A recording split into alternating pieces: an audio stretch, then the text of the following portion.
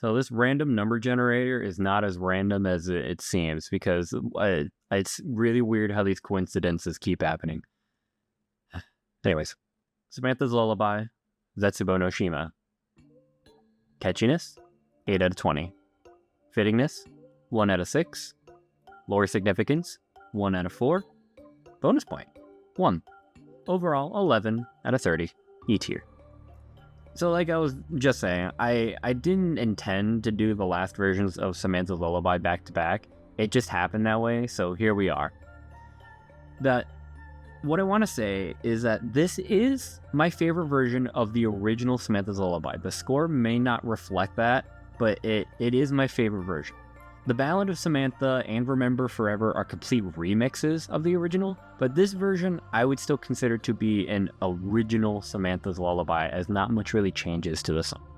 Even though it is virtually the same, I do love the raindrop-like sound effects that the notes have, and it starts off very slow and then speeds up to that normal pace of Samantha's Lullaby. And the song itself, like I said, it's still whatever, middle of the road, but it gets bonus points in catchiness due to that intro sequence. It also gets a bonus point in general just for being a very unique activation. It's a little confusing on how to do it or why you're supposed to know to do this, but it's a unique activation nonetheless. Watering bulbs on the wall is a very interesting activation sequence and very fitting for ZNS. Alright, this is good. This entry would have gone higher than the original if not for one reason, however. What the f is it doing on ZNS? I mean, Samantha's literally nowhere to be found, not just in this map, but in the universe that Zetsubo no Shima is in. Samantha's literally in the house at this point, so this makes very little sense. Why is Samantha's Lullaby in Zetsubo no Shima? It just, I don't know, whatever. But it still gets a 1 in this score because, well, Samantha's Lullaby does fit anywhere in zombies, just as much as Damned fits anywhere in zombies. And similarly for the lore, Samantha's influence and impact is everywhere, so this deserves at least a point. But again, just why is Samantha's Lullaby here? It really just adds more questions than answers for the lore of the map, and it's really confusing, but still a good version of the song, I'll admit. E tier.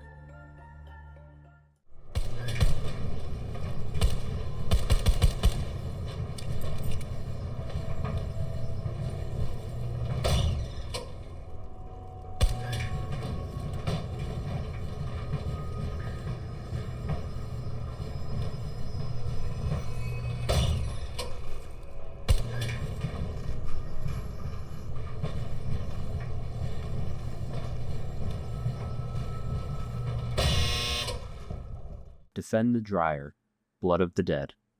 Catchiness, 16 out of 20. Fittingness, 6 out of 6. Lore significance, 0 out of 4. Overall, 22 out of 30. B tier.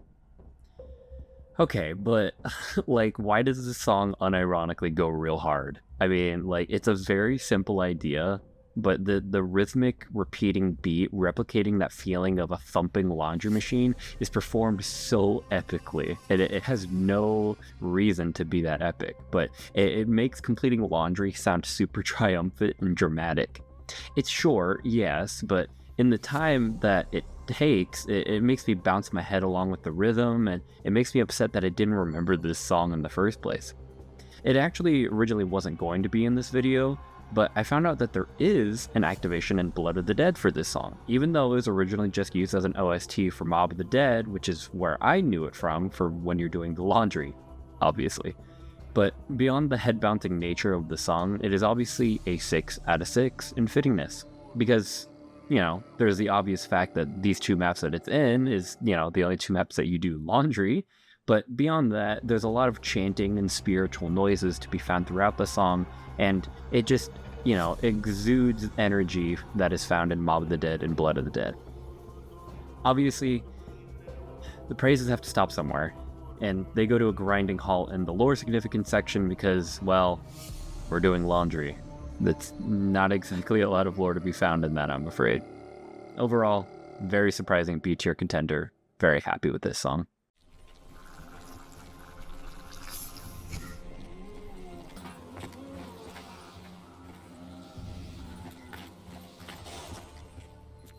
Bring it on. I ain't scared. A place in this city. Your paths have crossed here. Cold Hard Cash, Shadows of Evil. Catchiness, 18 out of 20. Fittingness, 6 out of 6. Lore significance, 4 out of 4. Bonus point, 1. Overall, 29 out of 30. S tier. I am just constantly surprised with these later entries. This song is very close originally to being in an A tier, and I was torn between giving it an 18 or a 17. But after hearing it through again, I have to give it an 18. And this, honestly, just might be the most surprising S tier in the entire list for everyone, including myself. But let me explain why. The best way I can describe this song is that it is the light version of Snakeskin Boots. It is much slower, it's more theatrical, but it's still quintessential Shadows of Evil, and by extension, the 1930s. The song may be slower, but it is still a certified bop. Granted, it's not as much as Snakeskin Boots, but the longer the song goes on, the more the brass section plays, and it pairs so beautifully with the vocals. The song really makes me feel like I'm actually in a 1930s burlesque show. And two things really stick out to me that give this such a high score and catchiness, besides, the song itself being great. The first is that you can actually hear the Shadows of Evil main theme, the round change song, during the song itself multiple times, and it's such a treat to hear that. And the second is the ending. The song builds up this entire time, with the brass section becoming louder and louder and more prominent as the song goes on, but at the very crescendo of the song, all of the brass cuts out for a solo from the singer. And her and the brass have this beautiful call and response at the end that is just mwah, chef's kiss. It's just cold, bam, hard, bam, cash. Oh, it's so good. If you haven't heard this song, at least listen to the ending, like 30 seconds of it. So good. Just slaps so hard. Now, it doesn't get a perfect score, however, because although it is amazing, I don't think it's better than the songs that have a 19 or a 20. And I think this is just due to the fact that I honestly think the song is missing something. I don't know what, but I just wish, especially at the beginning, that the song had a little more oomph. And though I still can understand what the point of that is, since the song is kind of build up incarnate, but I don't know. I just can't with a good heart put this on the same level as the other 19s and 20s. Though it is close, I will admit. Funnily enough, this song actually gets a higher overall score than Snakeskin Boots, despite being slightly less catchy, but that's just because of how both fitting and lore heavy the song is. The song, much like Snakeskin Boots, fits Shadows of Evil like a glove. I don't think there's much else to say because you can hear it in the song, and it's impossible not to think of this as belonging in Shadows of Evil. And as for the lore, this song single-handedly gives all of the backstory on Jessica Rose, and even gives little sprinkles of knowledge for the motivations of our entire crew. It's such a good song, and finally, the only reason this entire song got a slightly higher score than Snakeskin Boots is because of the bonus point. And now, why did this song get a bonus point? Well, there's two reasons. Half of it is because of just how hard they went in on this song. Snakeskin Boots was used in trailers and promotional material, but this song wasn't, to my knowledge. But, Treyarch Sound just went and decided, you know what? I'll make a whole burlesque routine just for the hell of it. And that's insane and incredible. And it really was like a whole routine. Like, did you know that the song fits perfectly into the actual length of a real 3 to 5 minute burlesque show? Crazy detail. Secondly, the activation itself, although just a fancy interactable Easter egg, hence why it's only half a point, is really cool. And how you grab components to a mic stand and assembling them on a stage is really cool. And almost deserving of 2 bonus points, but, I don't think it's quite that far. Overall, it's just an incredible song, worthy of S tier no matter what some may think, and Shadows of Evil is, honestly, it was just perfection in every way, I swear. It just continues to impress me the more that I learn about the map.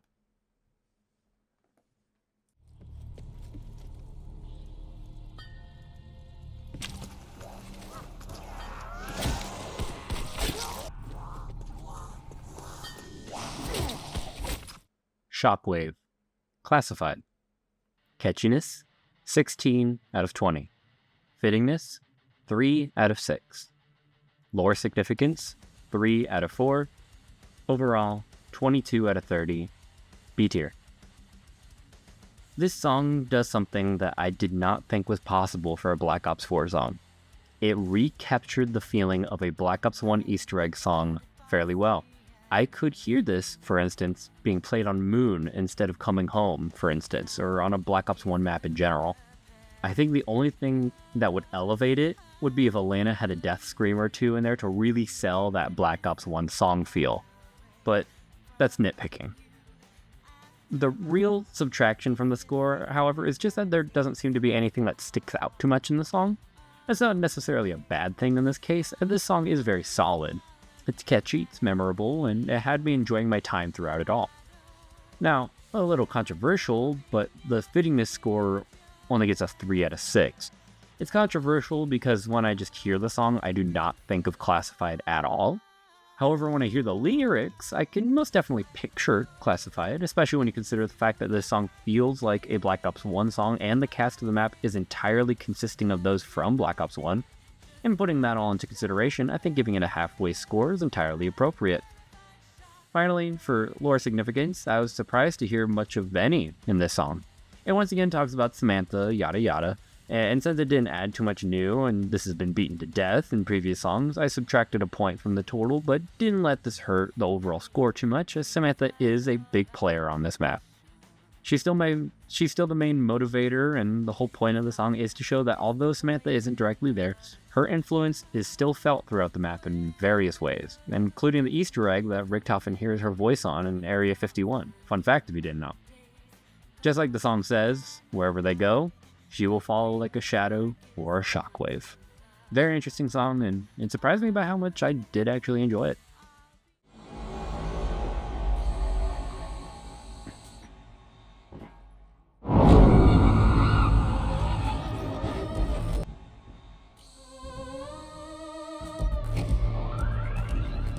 Without the bullets, I cannot kill. Here.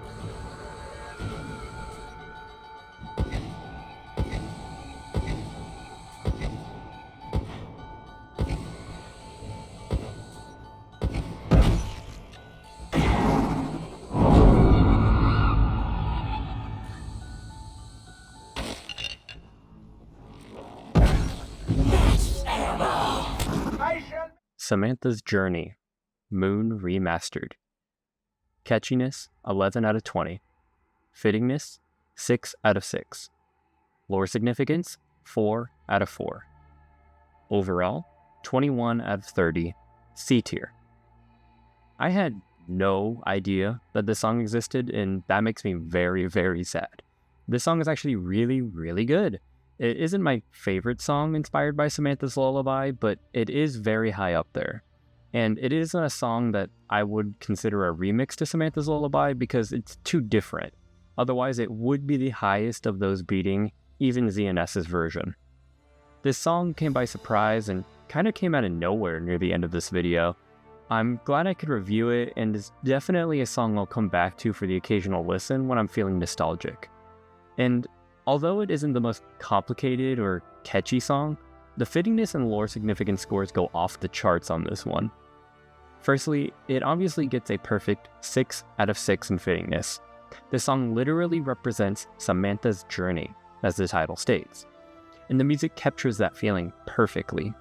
Moon was literally the map to start Samantha's journey in multiple ways. She was sent here as a child, sealing her fate. Her soul was swapped here by Richtofen, sealing her fate once again, and her soul was taken from the moon and sent to another dimension where she reaches out to her heroes and origins, thus sealing her fate for a third time.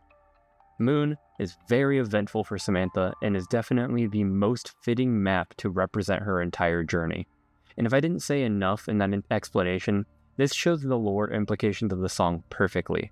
The song represents the entire journey that our little lost girl has gone through and will continue to go through, and it all starts for her here on the moon. We are to last.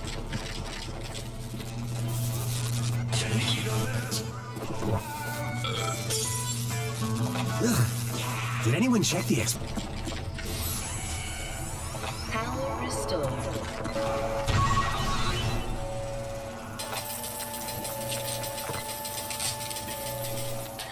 Won't back down 5. Catchiness 17 out of 20. Fittingness 0 out of 6. Lore significance 0 out of 4. Overall 17 out of 30. D tier. Here we go again. Okay, so like the song is good. Let's just get that out of the way right now. The song's good and all that. The Eminem's cool. And even though it isn't my favorite song and isn't even my favorite song from both of the respective artists on this song, I can acknowledge that it is a really good and solid song. I think 17 out of 20 is a fair score to give in regards to just how good it sounds. That said, what the f is it doing here? This song is the definition of catchiness being all that is going for it. I cannot in good conscience give this any points in fittingness or lore significance because why the hell is this on a map about political figures fighting zombies in the White House? Oh, yeah, I guess it's because they won't back down? No, this song was just used because it was in the campaign, and I think maybe the game's promotional materials, it really feels like that this was just thrown in because they decided that they needed a song and just picked one that they already bought the rights for. It's which is, you know, fair from a business standpoint, but that's not what I'm reviewing here. I'm reviewing what, with the criteria what I'm using, the best zombies Easter egg songs. And with that in mind, like, just what the hell were they thinking? I have no more words. That's all there is to it. D tier, get me out of here.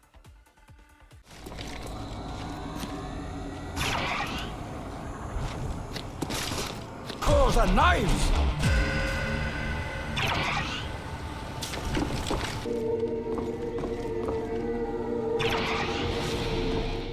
Pareidolia, Shangri-La, catchiness 17 out of 20, fittingness 5 out of 6, lore significance 2 out of 4, overall 24 out of 30, B tier. I am honestly shocked that it took this long to get to this song. Pareidolia is a wonderful song, and I think that it could honestly be one of the best in Black Ops 1, you know, excluding Not Ready to Die, if not for one thing. It drags on for so long. Now, before getting into that, I want to start with positives as usual for catchiness. It's a fun song, has great death screams like all of the Black Ops 1 songs, it has a catchy beat, beautiful piano, hardcore guitar, and so much more going for it. I love listening to the song, and it is a constantly good time. Even just the moment that it starts and that killer guitar just starts shredding away and immediately puts you into a headbanging mindset. It's so great. But here's the problem. What if I told you that this song was 6 minutes and 10 seconds long? Okay, not entirely true. The song is roughly 4 minutes and 30 seconds long, but has an almost 2-minute outro. I love the song to bits, I really do, but did it really need such a long outro? I get that it is building up this mysterious yet beautiful feeling that Shangri-La is known for, but did it have to just keep going? It gets a little annoying when, you know, listening to it on its own, and I just want to listen to it, you know, back to back or waiting for the song to end so I can get to the next one. But exploring the map, the outro itself does add a great sense of wonder, I will admit, but if I'm just killing zombies, I'm like, okay, you can end now. The piano's cool, but I'm trying to kill things and such, not, you know, view an artistic scenery. I will say, the outro does help the fittingness score quite well. Like I said, hearing the outro makes me do think of a beautiful mountain scenery, sunlight shining through the jungle, and other beautiful scenes that are found in Shangri-La. And the song itself, talking about Pareidolia, does fit the idea of insanity that is ever present in this time-traveling temple. We are literally fighting zombies in a fictitious Middle-earth time-traveling temple, so, you know, we have to have a little bit of insanity in our themes, and this song does show that well. I don't think it does it perfectly, to be honest, but it does it very well, yeah, admittedly. Finally, for lore, it just gets a 2. While you could argue the feeling of insanity deals with the story of Brock and Gary and their endless cycle on the map, it's a weak argument though, because the song isn't about insanity. It's not called insanity. It just gives feelings of insanity. Pareidolia means, in short, seeing faces where there are none, usually in objects, but could also be animals or other non-human things. It doesn't really apply to the lore of this map in any reasonable way, unless you equate it to the similarity with the ideas of insanity. And the rest of the lyrics have to do with, I am zombie, I will kill you, which is covered plenty of times before the other Black Ops 1 Easter egg songs, like Abracadabra, and even the World at War ones like Beauty of Annihilation. Still, far from a bad song, and almost worthy of an A tier.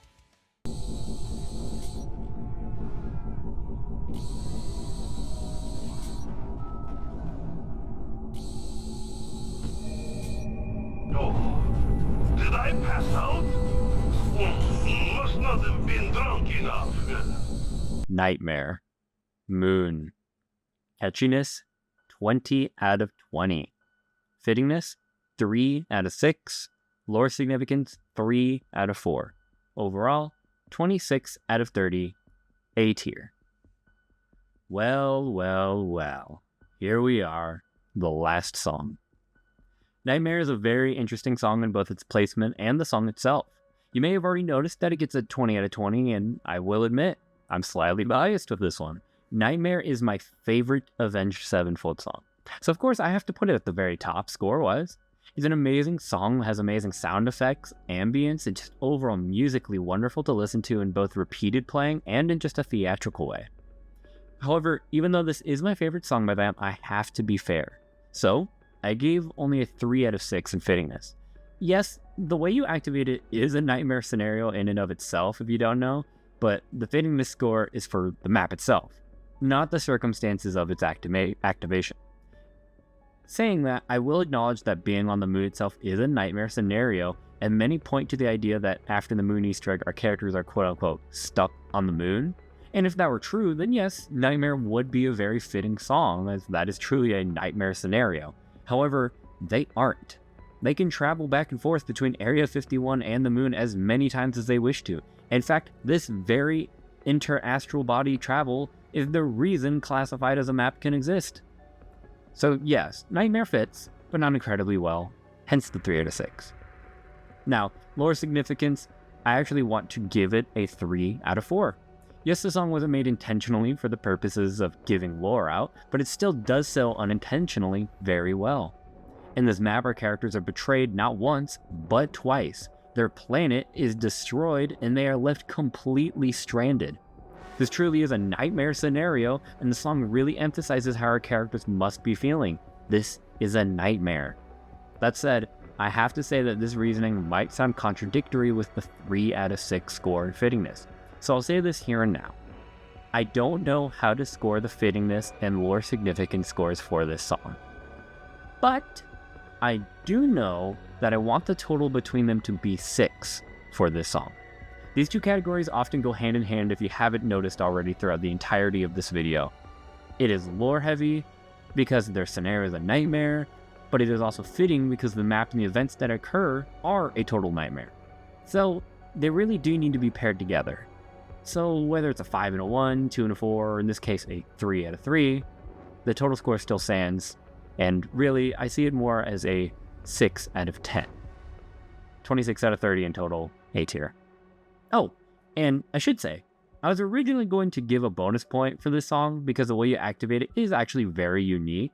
You have to do an unconventional side quest that also gives you an achievement, and to briefly describe it, you have to have both excavators down, one for Tunnel 6, the other for Tunnel 11, and go back to Area 51, back to the moon, so you're in the spawn, and then you have to kill yourself and have someone end the round, so you come back, and boom, now you're effectively trapped in the spawn area, with, some exceptions. And, Nightmare will start playing. In my opinion, the real nightmare, however, out of all this is having to constantly deal with your controller constantly rumbling at full power from both excavators running if you're playing on console. But anyways, I did end up taking this bonus point away because at the end of the day, they did just use another Avenged Sevenfold song just because they could. And while it's cool, it was unnecessary and a little tacky in my opinion, especially because this then overshadows the actual Easter egg of the song Coming Home a little bit. And also, the activation is a little annoying. You have to wait for both Tunnel 6 and Tunnel 11 to go down, and then you also have to die and come back, meaning you can't do this on solo. It's more annoying than it's worth. Surprise, bitches! Damned! All versions. Catchiness 17 out of 20. Fittingness 6 out of 6. Lore significance 0 out of 4. Bonus points fucking 5. Overall 28 out of 30. S tier. Surprise! I know I said I wouldn't mention it because it's not an activated Easter egg song, but this is my video, and how could I not talk about this song in a Call of Duty Zombies music video? I mean, come on. In my opinion, this song is a 17 out of 20, like I said, and I'm ranking against best versions. And in my opinion, Black Ops 4's version and the OG Black Ops 1 versions are the best and most iconic. This song is catchy and, like I said, iconic as hell. I could listen to it on repeat for hours, just chilling, as it is so simple, yet so fun to listen to. I love hearing the chilling piano mixed with creepy sound effects, and even later on towards Black Ops 4 and Cold War, mixing it with the bass beats and techno. The song is so easily malleable, and I mean that in the best way possible. Because it's so malleable, it doesn't get old that fast, and I could listen to it whenever I'm studying or editing for this video. But again, it isn't perfect. It got a 17, and I think this score, 17, fits the song perfectly. It's, not a perfect song, but it's really good. Passing over to lore, I mean, what can I say? It's an instrumental song used for main menus almost exclusively, and there's no lore to be found here. But ignoring the lore, the fittingness score goes crazy, since this song fits everywhere. I mean, I asked if this song fits the zombies mode as a whole to myself, and, duh. I mean, I said it once previously in this video, but the number one song that people think of when they think of COD Zombies is Damned. And this isn't just because of the main menu music for the mode. The song does some very cool things to help boost the creepy vibe and helpless feeling you get from listening to it. Now, firstly getting into this feeling, in case you didn't know, this song actually samples from the Halloween theme, which already gives you that unsettling feeling and a very cold familiarity. But it builds off of this by subverting expectations to make an even catchier song. And then it subverts your expectations again by throwing in growling, techno beats, zombie noises, and anything else it can throw at you to really emphasize the chaos and insanity that this mode offers. It truly is the zombies theme. Now, before closing off this final song, I obviously have to acknowledge the absolutely insane bonus point score. Why does Damned get 5 bonus points? Well, it's simple. There are 5 games that use Damned, and these 5 games have at least one unique version of Damned within them. Now, I know I'm refusing to acknowledge Vanguard or Modern Warfare 3, as stated in the beginning. I'm only doing World at War to Cold War, so please respect that decision. But since Black Ops 1, every single Treyarch Zombies mode has a version of Damned. So, in honor of all of these games, Black Ops 1 to Cold War, I give a bonus point, landing this song exactly where it deserves, S tier. Also, if you want to be nitpicky, it technically is an Easter egg song, I'm just saying. There just isn't a activation for it. Not Ready to Die samples Damned, and so does Abracadabra. But, ignoring sampling, the song also appears in Kino and 5, if you didn't know, as ambient noise. If there's literally no noise going on in the map, zombies, guns, players, etc., then Damned can actually be heard quietly playing in the background. And you know what? That sure sounds like an Easter egg to me. Well, here we are. It's been quite the journey. I honestly never thought that I would reach the end of this.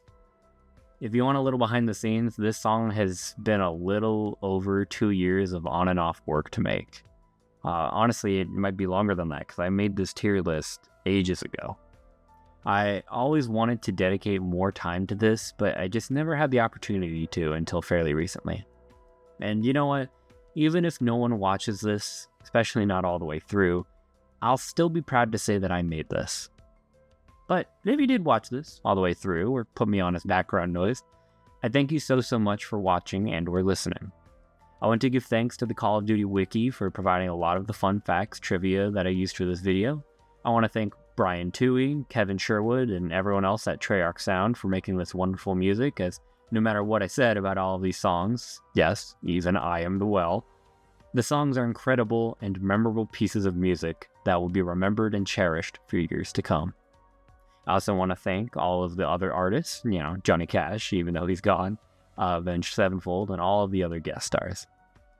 I also, of course, want to thank my wife for always supporting me, even when I'm doing stuff like making videos for fun. And I want to thank you, whoever is listening. I've always wanted to make videos, and even though it has been years since I last uploaded anything consistently, and my uploads were cringy anyways, I thank you so much for even clicking on this. Please let me know what type of videos you want to see going forward. I have more ideas of zombies-related content, but honestly, I just like ranking things or talking about things, Wendigoon style. Not even zombies, just anything in general. So, if you want me to cover anything, I'll cover just about anything. Please comment it down below. I have a lot of things in the work, so I'm hoping to have things out in a reasonable time, but I'm a busy man, so we'll see what the future holds. I love doing research though, so I'll be back to make some more objective research pieces. But even if you don't have an opinion on anything that you want to see made, please comment. I'd love to talk to all of you. And with that, I'll see you next time, whenever next time is.